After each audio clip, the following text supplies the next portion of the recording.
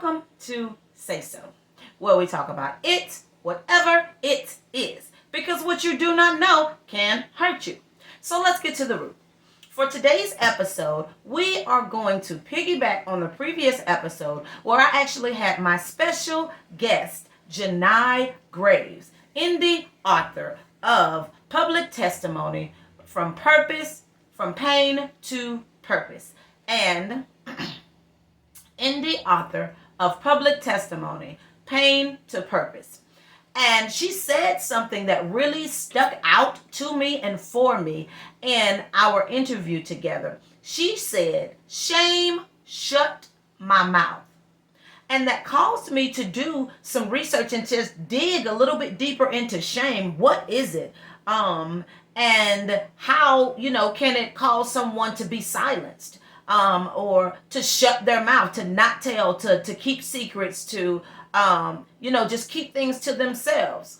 And I discovered a lot about the topic of shame. So for today's episode, some of our objectives, and it likely will turn into more than one episode, a series, but we're going to definitely talk about and touch on the following things. We're going to talk about the signs of shame. We're going to talk about examples of shame, what it is. We're going to talk about the different types of shame and the causes, the impacts of shame, and the signs of being shamed, if you've ever been shamed in any way, shape, or form. We're going to talk about the difference between shame versus guilt. How are they alike? How are they different? And why do some people use them interchangeably as if they're the exact same thing?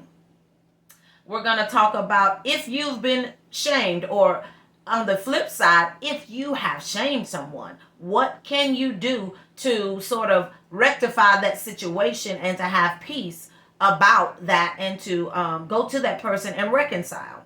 We're going to talk about overcoming shame. And without further ado, we're going to go ahead and get started. So when you think about shame, the question may come to mind, what is shame? Because it came to my mind when I thought about her saying, "Shame shut my mouth." That made me think, what is shame? What does it do? What is its purpose? Like, why do we experience it? Is it even necessary or needful? Is it a negative thing? Is it a positive thing? Can it be a combination of both? So, what is shame? Basically, it's important to know and to note that people who experience shame usually try to hide the thing that they feel ashamed of. And it can be chronic. It can be a chronic feeling, which means anything is chronic, it's consistent, it's persistent, it keeps going. It's like a pain that you have that comes on a regular, consistent basis. So that's an example of chronic. It's the feeling that they are fundamentally flawed. So the person who has experienced shame feels flawed in some way, shape, or form.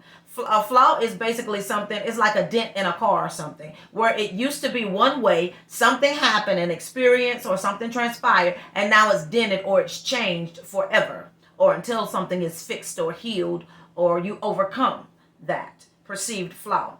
Now, it can be hard to identify in yourself. So one of the beautiful things about this episode is that I always want you to reflect. Is this me? Have I experienced this? Does someone I know and love experience or behave in this way? Or have they been impacted in a way by shame? So let's go ahead and get into it. Now, shame can be defined as a feeling of embarrassment or humiliation. All right, it arises in relation to the perception. Perception has to do with your mind. So this is what you feel and how you think. Of having done something dishonorable, immoral, or improper.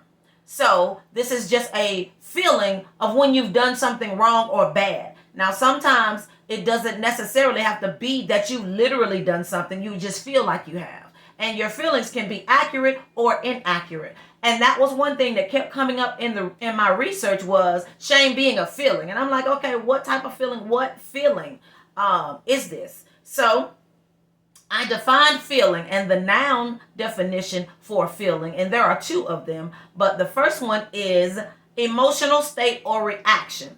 Now, in that definition, what sticks out to me is reaction, because anytime you react, it's something immediate. You don't even have to think about it. It's just what you do at the time in response to whatever the stimuli or whatever happened to you. Now, the second definition is a belief, especially a vague, so anything vague is unclear, or irrational one.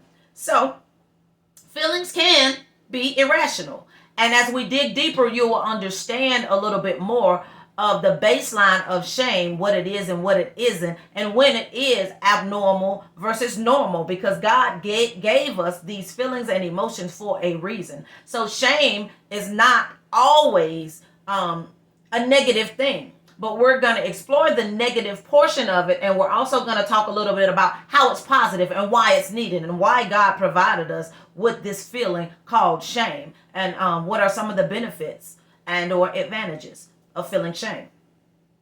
Now, it says here once again, it's a negative emotion, and this is the side of the coin that we're going to explore. Its origins play a part in our survival. All right, so that's an advantage of having shame, because it helps you to survive as a species. Now, without shame, we might not feel the need to adhere to cultural norms or laws, to behave in a way that allows us to exist as social beings, or to be able to interact with others in a healthy way. If you don't feel shame, if you feel like nothing is off limits, I can do what I want, I can say what I want, I can behave any way that I want to behave, and who's going to stop me, basically. But it's having those boundaries that, okay, this law is not to be broken, it's to be followed. You know, these social norms, you operate in this way, shape, or form while you're in this environment, or this certain set of circumstances or situation. Now, we want to be accepted, right? So shame is an evolutionary tool that keeps us all in check. And some of those examples was as follows: following social norms, following basically staying in the parameter or the boundaries of what's acceptable versus unacceptable or inappropriate. The question comes, what does shame, when does it become harmful? So let's dig a little deeper. Now, it becomes problematic when it becomes internalized. Anything internalized is internal. That's inside of you. So internalizing your shame, and we'll explore that a little further. But that is a problem, because it results in being overly harsh when you're evaluating yourself and other people, but yourself as a whole. So you're being really harsh on yourself. You evaluate everything you do. Did I do that right? Did I say that right? Do I need to do it again? What can I do? How can I tweak this? How can I make it better? Things of that nature. And it's about you. You know, it's the way you view yourself as a whole individual. It's basically critical, or you become a critic. You tell yourself that you're a bad person. You tell yourself that you're worthless. You tell yourself that you have no value. So ask yourself, do I tell myself these things? Even if you don't verbalize it externally, is it an internal thought that continues to cycle and continues to come up and out?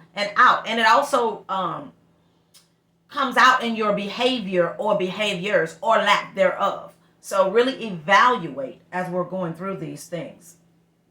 Now, the truth is, how deeply you feel ashamed is often, it has little to do with your worth, or that you have done something wrong. Once again, this is a feeling. So feelings can be accurate or inaccurate. Just because you feel a way doesn't mean that's the way that you should feel. It doesn't mean that it's accurate or even rational.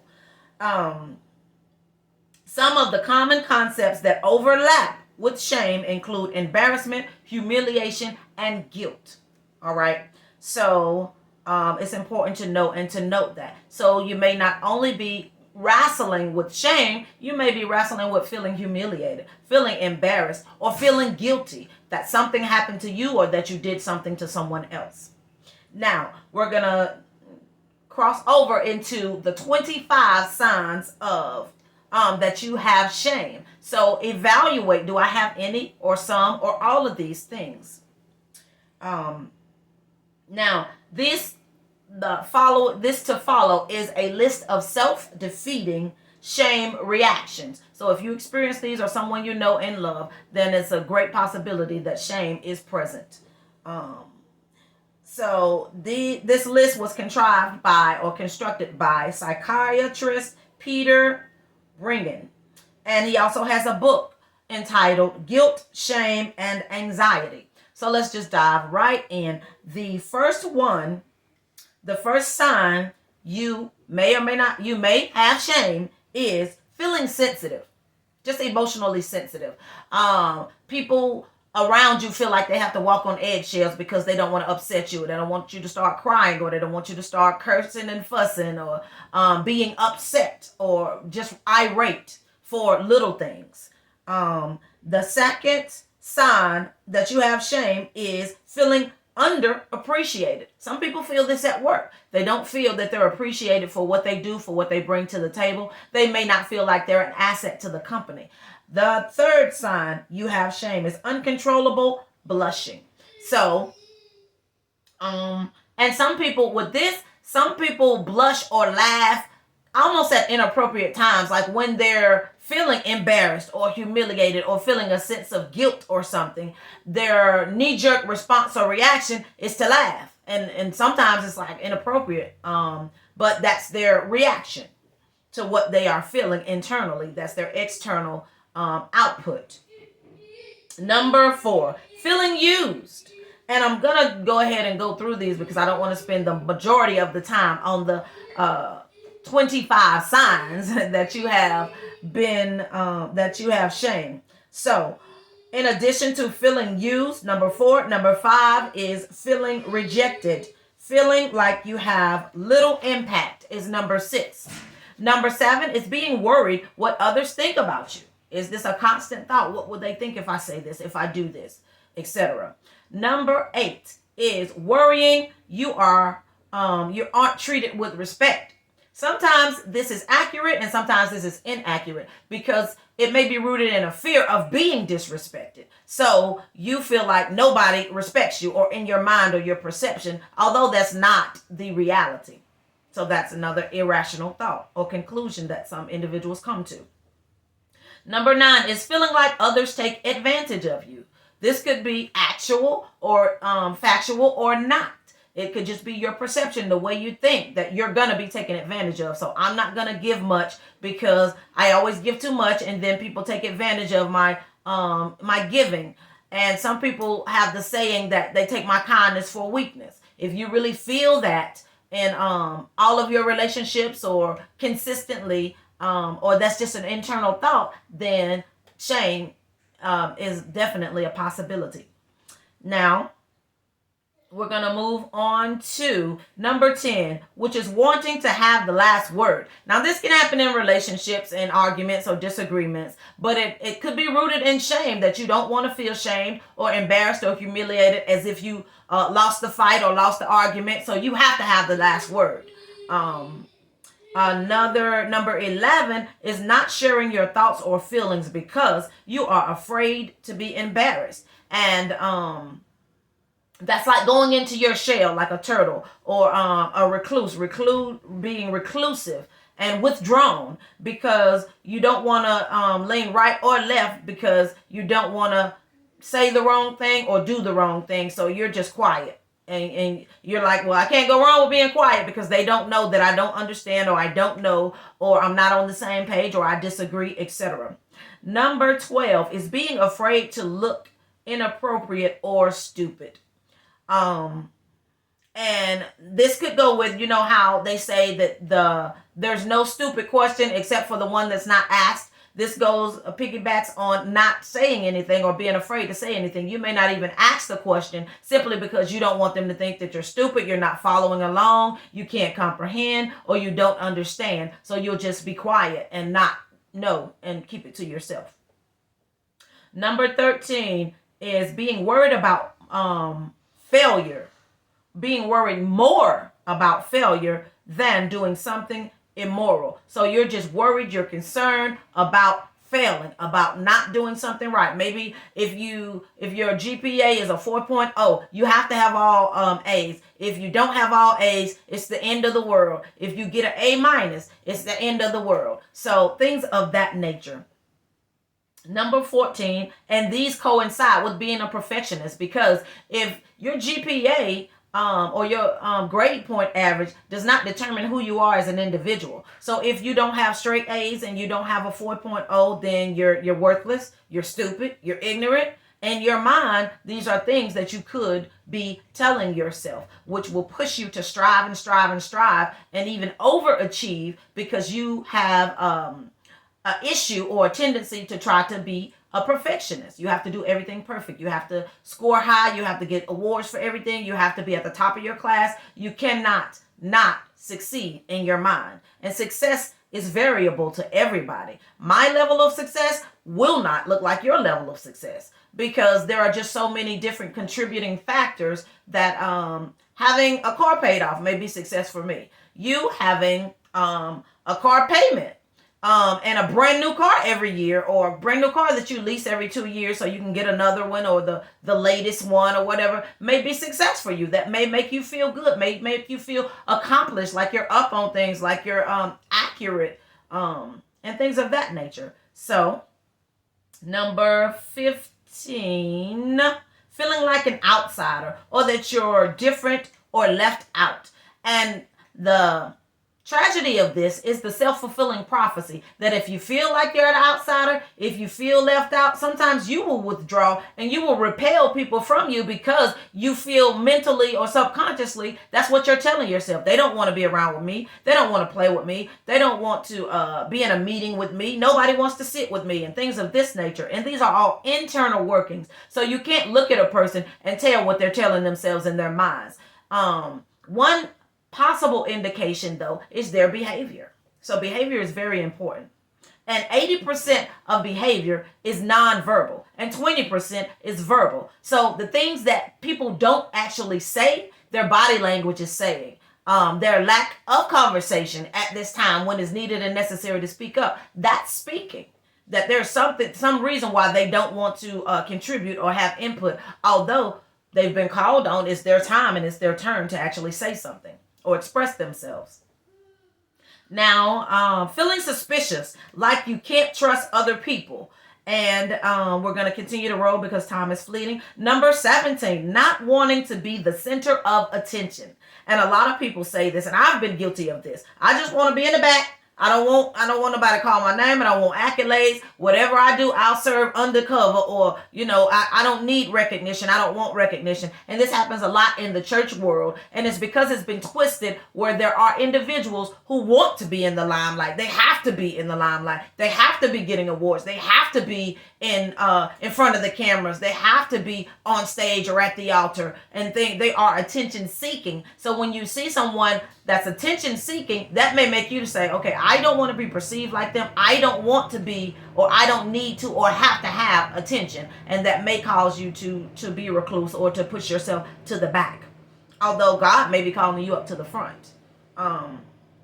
Number 18, being a wallflower or shrinking violet. Same thing. You want to remain in the back. You don't want that smoke. You don't want that attention. You don't want nobody calling your name. You don't want to be recognized. You don't want to say anything. It's like you're trying to make yourself disappear by any means necessary. You're here, but you're not here. Number 19, is wanting to shut people out or withdraw. This goes into reclusing into yourself or going into your shell. You may not call or not talk to anybody for months or weeks or days, simply because you prefer to withdraw. And that's a safety measure that you take for yourself, or a defense mechanism. You feel like, well, I'm not going to hurt me. So if I only deal with me, if I don't have friends, if I don't deal with family, if I don't deal with colleagues, I go to work, do my job, and come home. I don't mess with nobody. I don't talk with nobody. None of that stuff. That's example of withdrawing,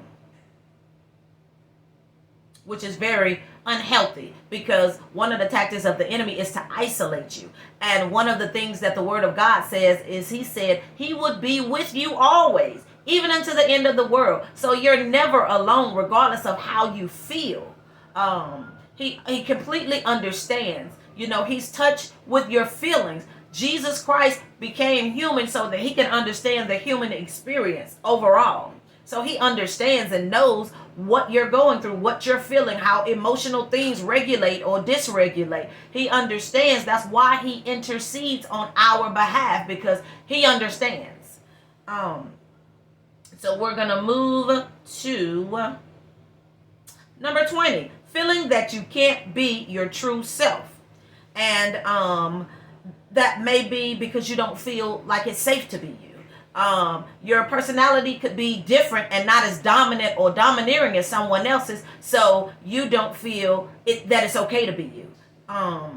Your true self. And you get into masking and things of that nature. So number 21 is you hide yourself or be inconspicuous. Once again, that's staying in the background. I don't want to be seen. I don't want to be on stage. I don't want to be at the altar. I don't want anybody to see me. I don't want to do anything in front of people. Things of that nature. Losing your identity. Sometimes, and I even wrote this in my book, Cast Down But Not Destroyed, Destiny's Child, when I was talking about low self-esteem, how you can get caught up in doing things for people because you're trying to do for them. You're trying to people please, basically.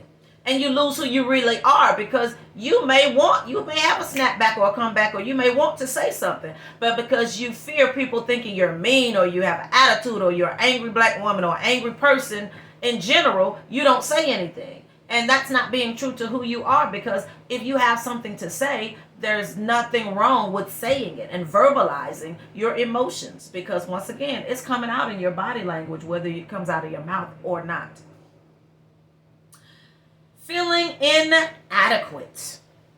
And some people feel inadequate as mothers. Some people feel like they're an inadequate wife, an inadequate employee, inadequate student. There are so many ways in society where we can feel inadequate because we occupy so many and play so many different roles. So feeling inadequate. Like you're not enough, like you're not adequate. They need more, or you need more, or you need help with this. It can't just be you spearheading the project, because you don't have the adequate amount of knowledge. You don't have the experience, the education. That's what you tell yourself. Feelings of regretting, I don't know, having children, or regretting going to school or not going to school, regretting taking this major in school, regretting getting married, regretting never getting married, regretting, anything. You can regret anything. But having regrets is also rooted in shame. Because you're ashamed of maybe decisions you made or didn't make, or the timing in the decision you made. Maybe you feel like you made a premature decision, or you made a decision too late, or things of that nature. And the last and 25th one is feeling dishonorable. So you don't feel worthy of honor. That's part of the reason you stay in the background. You don't want anybody to honor you. You don't want attention. You don't want anybody to say good job in a public forum, because you feel dishonorable. So you don't feel worthy of honor. Now we're going to try our darndest we're going to start the 9 examples of things that people do when they feel shame. Number 1, they look down instead of looking people in the eye. And when you're in interviews and stuff, they teach you and tell you to look people in the eye, because the eyes are the gateway to the soul. So if you are avoiding eye contact, some people think you're being deceptive, and a lot of times it really has to do with low self-esteem, or once again, shame on some level. Number 2 is keeping your head hung down. Same thing. Part of the reason you may not be able to keep eye contact is because your head is down. And that's showing submission, that's showing inferiority, and things of that nature. Slumping your shoulders instead of standing straight up. Once again, nonverbal. Your posture means something. People can get a vibe, or get different energy, or get different takes about you simply by your posture, and the way you present or assert yourself. Number 4 is feeling frozen or unable to move. And we're going to shoot through these to get to number 9, and we'll continue in the next video. So, number 5 is not being able to act spontaneously. Everything has to be calculated. You have to think about everything. 6 is stuttering when you try to speak. 7 is talking in an overly soft voice. So you don't want to be bold. You don't want to be heard. You want to whisper or talk just above a whisper. Hiding yourself from others, literally. That's hiding your true self, who you are, how you feel, or wanting to stay in the background undercover where you can't be seen or heard. And number 9, crying when you feel embarrassed or shame. And a lot of times this happens with children. And some adults where they're overly emotional, but that just means that there's a lot of hurt and pain inside. And when something happens, they release it, overly or to a fault sometimes, but that's an indication for those around that there's hurt and pain in there. That's why tears are coming up and out. So once again, as we delve deeper and deeper into shame, and the root of this was Janai Graves saying, pain, shut my mouth. And if you are in a situation where you have experienced any of these examples of pain, or signs of pain, then it may be what is causing you to be quiet. But the Bible says to cry loud and spare not. So there comes a time when you have to open your mouth, when you have to say and speak forth your truth, and maybe disclose secrets or whatever in order to be free. But I want you to remember, until next time, that God and only God has the final say-so about where you are now, where you have been, and where you are going. You are simply in the process of becoming who and what God created, ordained, and planned for you to be. Until next time, miracles and blessings today and every day.